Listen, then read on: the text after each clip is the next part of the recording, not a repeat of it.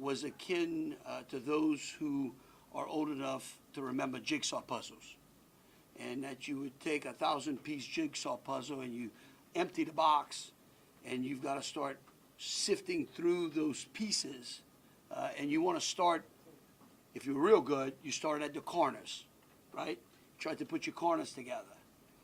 And from yesterday to today, over 1,000 law enforcement agents and officers, men and women, have been poring over countless amounts of data, of videos, of surveillances, interviews, tracking down every possible lead that came to us, whether it was the New Orleans Police Department, the Louisiana State Police, the FBI, or our other federal agencies. Also yesterday, I issued an emergency declaration. That declaration was meant to streamline resources and communications between state, local, and federal partners. And we're seeing the results of it.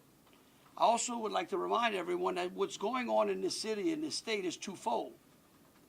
We've got an active criminal investigation going on, while we're also continuing to secure the city in preparation for 3 o'clock kickoff time for the Sugar Bowl. With that, I would also remind those who are in the city that as far as state resources are concerned, we have the Louisiana State Police, the Louisiana National Guard, which was part of that emergency declaration, which allowed us to put an entire MP company on the ground. Those become force multipliers, is what we call that in law enforcement and the military. That helps to add to the resources that we have. Wildlife and Fisheries, the Department of Corrections, DSF, DHS, our Veterans Affairs, our Probation and Parole, all state agencies. Any state agency who has post-certified officers are here in this city to help secure the city. And so with that, I would like to turn it over to Chris Raia, who is the Deputy Assistant Director of the FBI's Counterterrorism Division. Chris? Thank you, Governor Landry.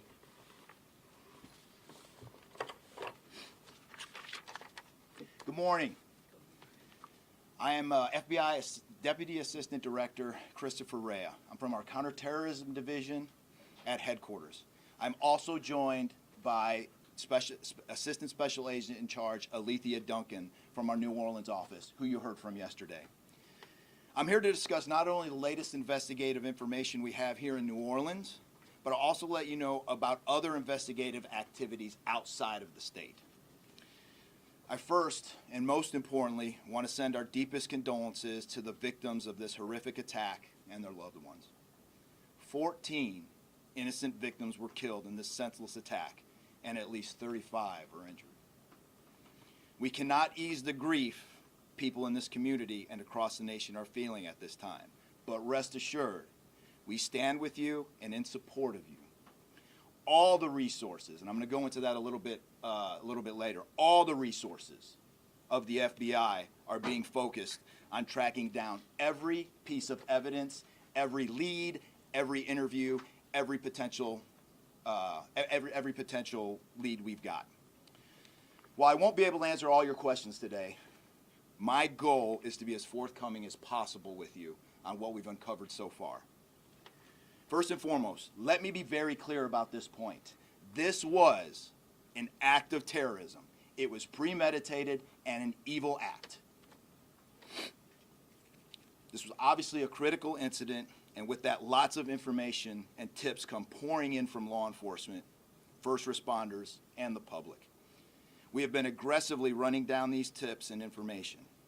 As you all know, that takes time, and we will continue to do so until every lead has been followed through on. This investigation is only a little more than 24 hours old. So I ask you to keep in mind that as I go through some of the specifics later. But at this point, currently, and this is another another fact I want to be clear on, we do not assess at this point that anyone else involved in this attack except for Shamsud-Din Jabbar, the subject you've already been briefed on. A little bit about what the FBI is doing. So we are surging people and assets to the area from across the region and across the nation. Special agents in multiple field offices across the country have been deployed and are assisting with potential aspects of this investigation and following up on every lead. Additional teams of special agents, professional staff, and victim specialists continue to arrive to provide more investigative power and assistance to the victims and their families. We've also forward deployed a number of our critical incident response group assets, including members of our hostage rescue team, special agent bomb technicians, and crisis management coordinators. In addition, we have deployed more evidence response technicians to continue to process the various scenes that we have. So far, we have received just over 400 tips from the public, and that information is being followed up on both here in New Orleans and across the country. Some of the tips are here in New Orleans, and there are other tips in other states across the country that we are following up on. The FBI team and our law enforcement partners here are also reviewing hundreds of hours of surveillance and other video from both the French Quarter and other locations. As for a timeline, at this point, investigators believe Jabbar picked up the rented F-150 in Houston, Texas on December 30th. He then drove from Houston to New Orleans on the evening of the 31st, and he posted several videos to an online platform proclaiming his support for ISIS. There were 5 videos posted on Jabbar's Facebook account, which are time-stamped beginning at 1:29 a.m. and the last at 3:02 a.m. In the first video, Jabbar explains he originally planned to harm his family and friends, but was concerned the news headlines would not focus on the, quote, war between the believers and the disbelievers, end quote. Additionally, he stated he had joined ISIS before this summer. He also provided a will and testament.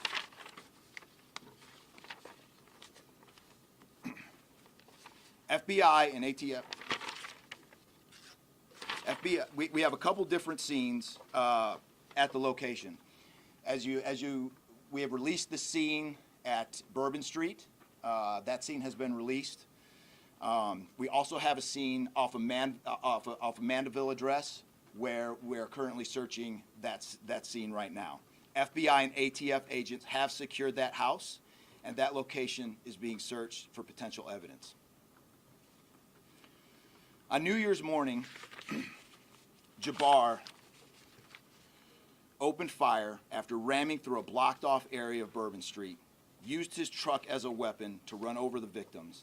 Teams of specially trained victim specialists, again, as I said, are on the ground here in New Orleans, assisting survivors of the attack and loved ones of the deceased. We do not believe the public is in any danger around any of these locations. 3 phones linked to Jabbar have been recovered, and digital media exploitation is a priority to see what is on the devices and determine if there are any other potential leads. Additionally, we have recovered 2 laptops and are currently reviewing them for any potential leads. Those laptops were recovered at the Mandeville address. Evidence technicians will also be going over the F-150 truck Jabbar was driving. As you know, we recovered an ISIS flag from the back of the vehicle. Jabbar declared his support for the terrorist group on social media, as I stated before, as he made his way to New Orleans. FBI bomb technicians also recovered 2 IEDs in coolers, one from the cross-section of Bourbon and Orleans Street, and the second at an intersection approximately 2 blocks away. There were multiple reports of other devices. Those reports turned out to be misinformation or not actual functioning devices. Those are the only 2 devices that we've been able to recover that were functional. Both devices were rendered safe on scene. We did obtain surveillance footage showing Jabbar placing the devices where they were found. As I said before, 2 other items of interest were determined not to be IEDs. A little bit about Jabbar. Jabbar himself was born in the United States and is a U.S. military veteran. We are looking in everything in his life. While we have interviewed many people who know Jabbar, we still need to talk to others. Whether you know Jabbar personally, worked with him, served in the military, or saw him in New Orleans or Texas, we need to talk to you. You may not think you have relevant information, but what you know could tie in to one of our investigative leads. Specifically, we want to talk to anyone who was in the French Quarter on New Year's Eve or early on New Year's Day. That includes people spotted near one of the 2 IEDs on Bourbon Street. The IED was inside a cooler, and many people stopped and looked at the cooler and then continued on their way. Let's be clear, again, we do not believe at this point these people are involved in this incident in any way. We want to speak to them as witnesses and want to know what they saw and when. I went down to the crime scene last night.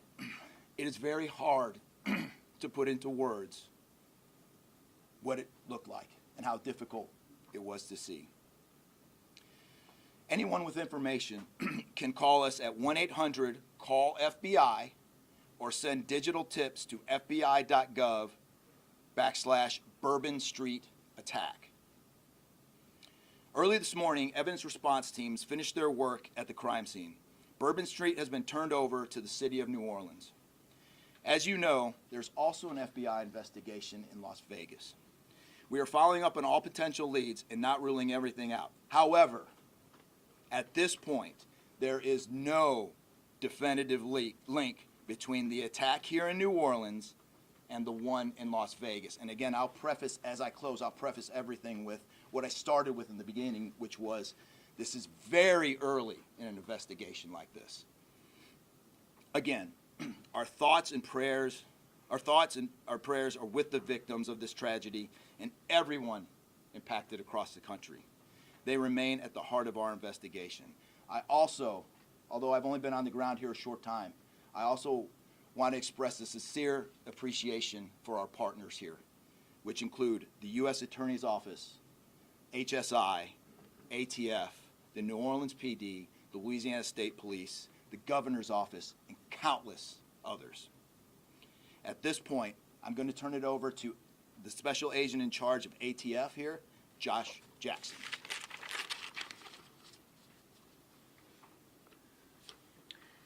Hey, good afternoon. As stated, my name is Joshua Jackson. I am the Special Agent in charge for the ATF New Orleans Field Division.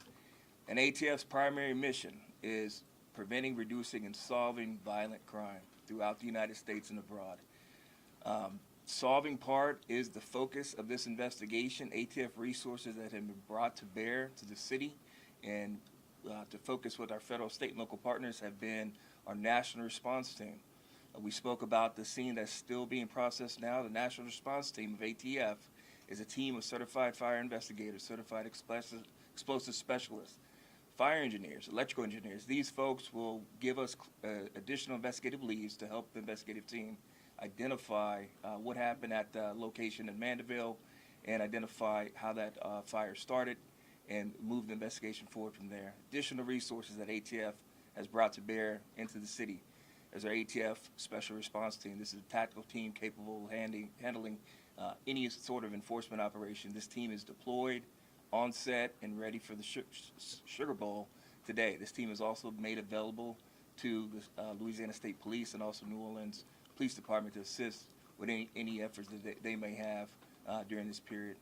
Additional resources, as the governor alluded to, he executed executive powers and had an emergency declared to where ATF was able to tap in to Emergency Support Function 13 resources. This allowed us to bring additional explosive detection canines so that we can safely sweep the city and safely sweep the Super Bowl in preparation for the game today.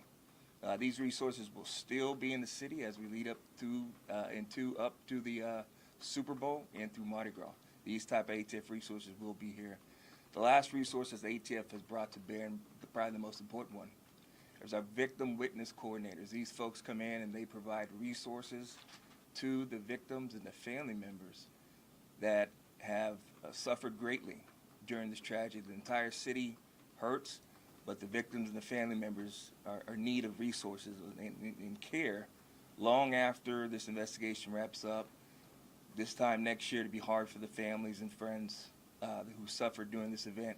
So our victim witness coordinators are working with the FBI, the City of New Orleans coordinators to provide resources to these folks out here.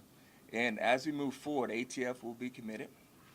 We will work with the investigative team moving this investigation forward, but also we'll be here to make sure the city is safe and prepared as we move into the Super Bowl. And with that, I'm going to turn it over to our mayor of this great city, New Orleans. Madam Mayor. Thank you so much. Thank you so much. Well, good morning once again. And I just want to just echo my thank yous to the unified command of our law enforcement partners and at every single level, federal, state, and governor. Governor, thank you for your partnership. Yeah. Thank you. I also want to thank the residents and the visitors of the city of New Orleans for your patience, for your support, and most of all, your prayers. Our hearts and prayers continue to go out to the victims' families, and the city of New Orleans, we're resilient. And as I stated on yesterday, my focus in terms of a priority has been on our victims. As you've heard, that yes, the FBI was able to clear Bourbon Street. And what that meant also for me in this city was that we were able to remove our victims, identify them, and notify their families. Real reverence. They mattered, the families matter, and matter to the city of New Orleans. In addition to that, I want to just thank again our federal partners in Washington, listening to my plea personally for the additional resources to allow for the scene to be cleared, and again, attending to our victims.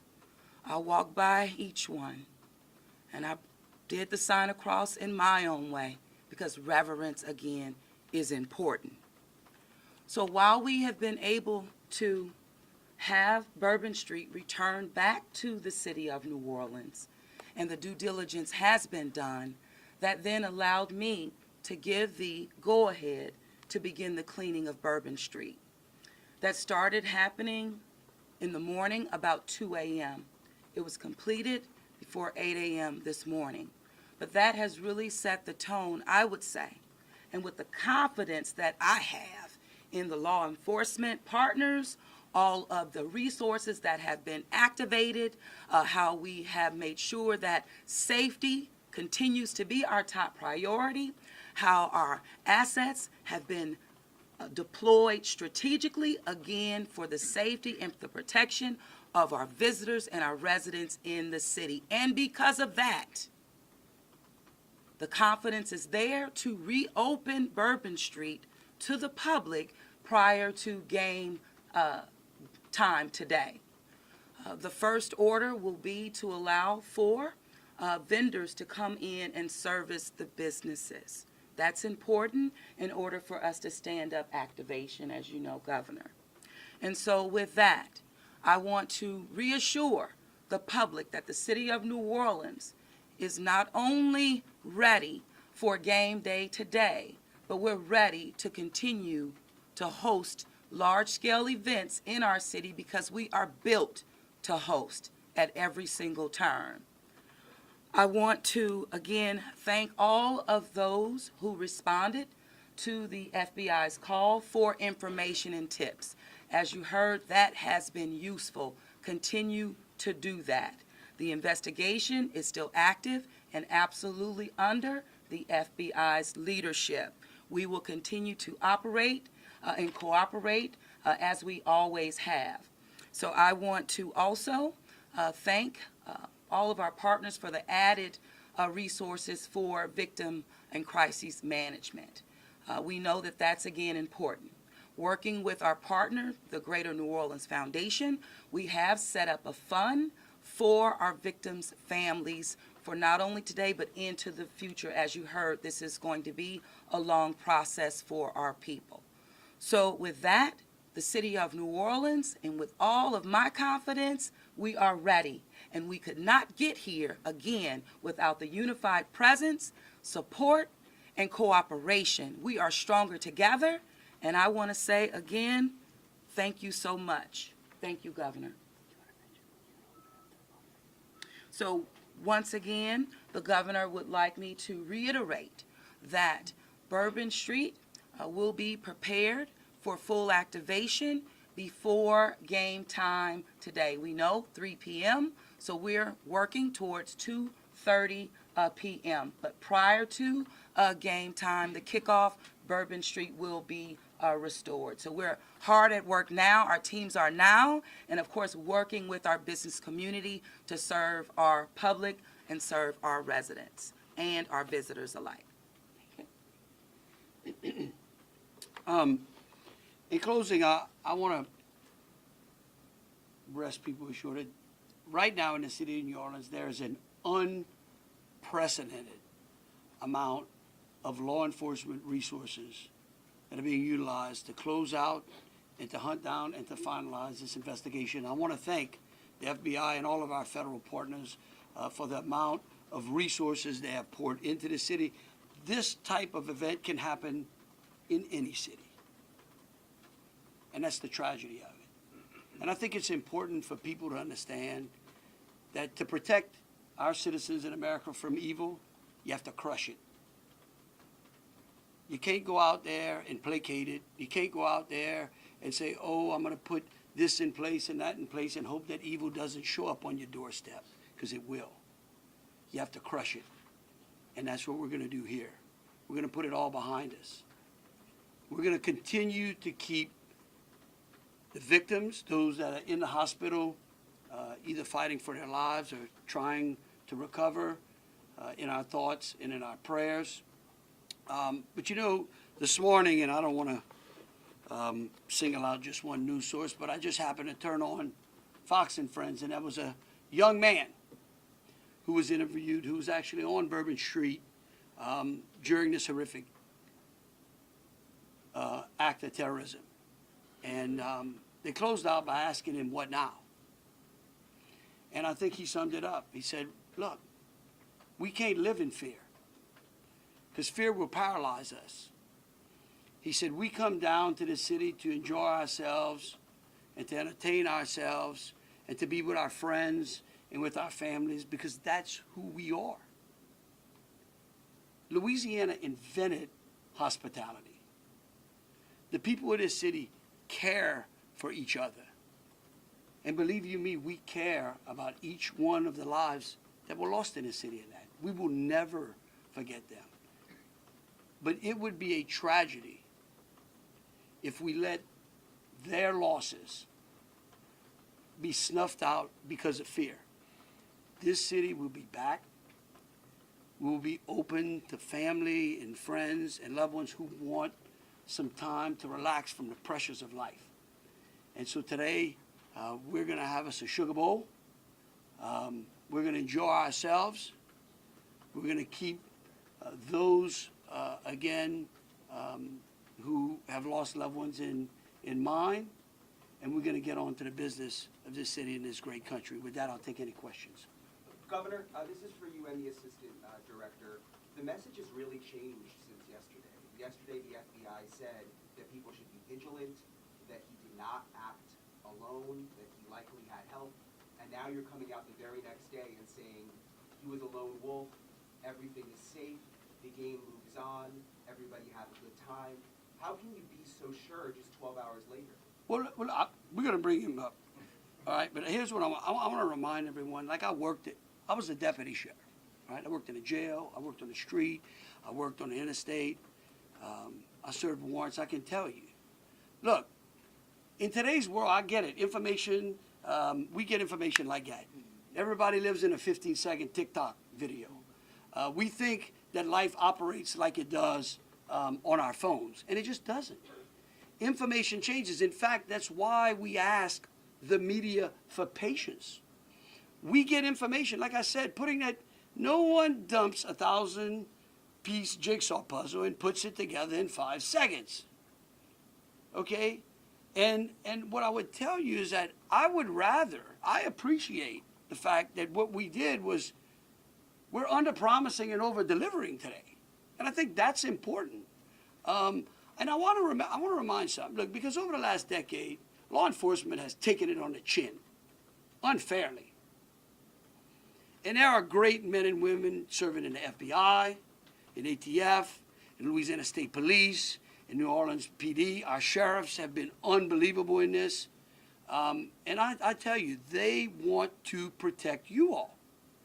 And we have to trust them. And sometimes the information we put out, we end up finding out that it may be incorrect. But guess what? What we're doing here is something that I think is important. It's called transparency. And look, something may change again. Here's what I do know, though. Right now, this is one of the safest places on earth. That doesn't mean that nothing can't happen. Thank you, Governor. And to echo exactly, I think the governor put it eloquently, as could be said. In a lot of these instances, I also had the opportunity to deploy to Boss Bomb, and I will tell you this is almost carbon copy to Boss Bomb as far as the inaccurate reporting that comes up. And what the governor said is we want to be transparent with the public. Years of the FBI not being transparent, we're being as transparent as we possibly can. Unfortunately, as we're being transparent, unfortunately for that, there is some information that we have to go back and recorrect. And in this particular incident, you heard the resources that we brought, that the other state and locals have brought. We've had 24 hours now to go through media, to go through phones, to interview people, to analyze those videos, analyze other databases. And after all of that, there's been hundreds and hundreds of leads done just in 24 hours. We're confident at this point that there is no accomplices. And I'll give you an idea of how that information sometimes, a lot of the early reports came out that there were extra people that were setting the coolers down, right? It turns out those were just patrons on the street that were looking inside the coolers, right? Well, we didn't know that at first, so we had to kind of track all that down and put that to rest. So that's just an example, one of the pieces of information, but there were other pieces of information that after we got our feet under us a little bit and on the ground here, we were able to put together a much more accurate picture of the subject and his attention. The updated death toll, we just wanted to double check. Yes. 14, not 15. Yeah. Sorry, sir. 14, and then the shooter himself would be 15 total, to include the shooter. Was the terrorist wearing a The suicide IEDs, vest? were the IEDs pipe bombs, and have you discovered a remote detonator anywhere? And when you said that you have surveillance footage of the suspect planting those IEDs, what time roughly were they planted? Yeah, those roughly a couple hours. I don't have the exact times in front of me. A couple hours prior to the attack. Before midnight, To attack. after, you know, Probably after midnight. After midnight. I want to say 1 or 2 in the morning, but I he can't. left the area and came back. Correct. That's our assumption now. I mean, we still have a lot to work through. We're getting more surveillance video and everything else, but that's the assumption. Was he wearing a suicide Were there vest? sweeps being done on Bourbon Street? Would there have been canines out on New Year's Eve? Would there have been bomb sweeps done? Look, I as part of think- the regular barrage? Let me just say this, and either Joe or Rob will correct me. Look, a bomb dog doesn't operate like a drug dog, right? On Bourbon Street, there's a lot of senses, right? A lot of smells. I don't think you can run a bomb dog down Bourbon Street with thousands of people there and be able to sniff out a bomb. What we've been doing, what they have been doing, is certainly a complete sweep of the quarter because of the limited amount of traffic that's been out there. Let me just say this. I think this may help.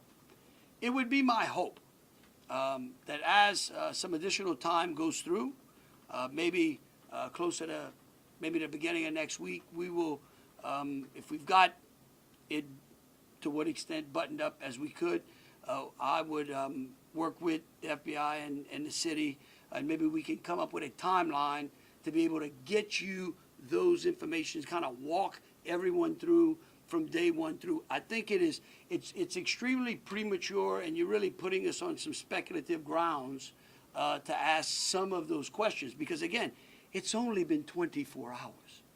I mean, can you imagine how far we've come in 24 hours? So, Clarify if there was pipe bombs in a well, we'll go one at a time. What's being done to make Bourbon Street safer tonight than it was New Year's Eve? Are temporary bollards being brought in to block off the street, and why weren't those used on New Year's Eve? Well, look, here's what I'm going to say. Every time some bad guy does something like this, there's what we call an after-action review. Because again, nothing is 100%. We have reinforced the area. We have deployed some additional types of assets. I personally, it's up to the city or other, I don't like to give specifics because I don't like to tell the enemy what we got.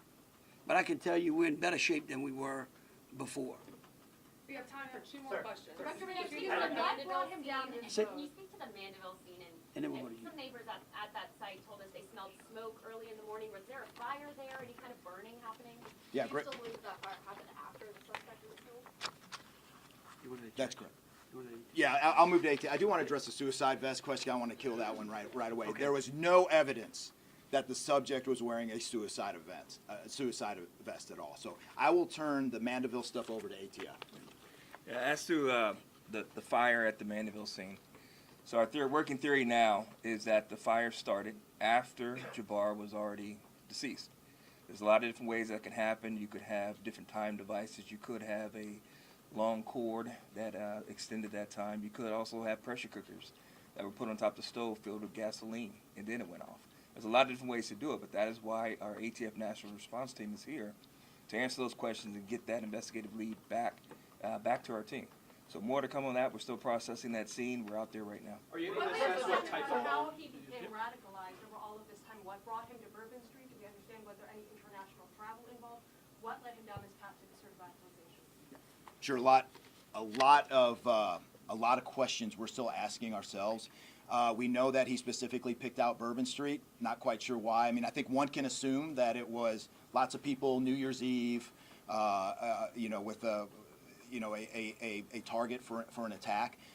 That's the stuff in the coming days as far as that path to radicalization that we're really going to be digging into and making a priority of. So what I can tell you right now is that he was 100% inspired by ISIS, and so we're digging through more of the social media, more interviews, working with some of our other partners to ascertain just how to ascertain a little bit more about that connection.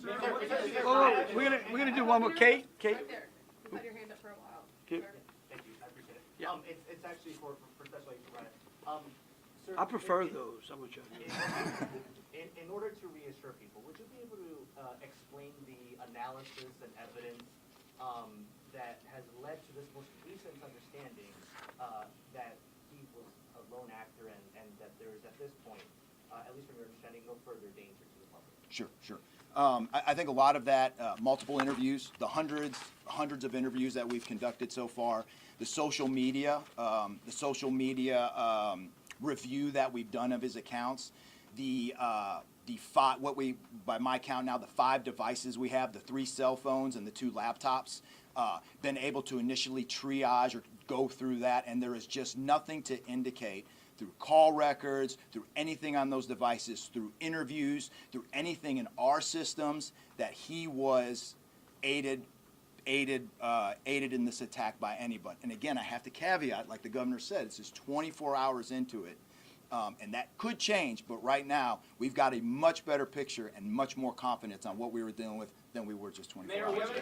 All right, look, thank y'all so very much. Again, we are going to try to get y'all as much information as possible, so any additional information will be put out through press releases. Thank you so very much. Moving forward, are we going to be making Bourbon Street a pedestrian only, or are we going to be allowing cars to drive? Pedestrian.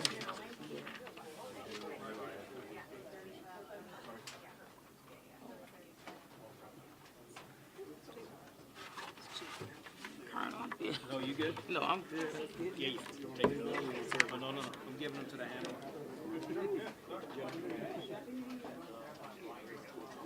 I'll give them to, On the stand or not?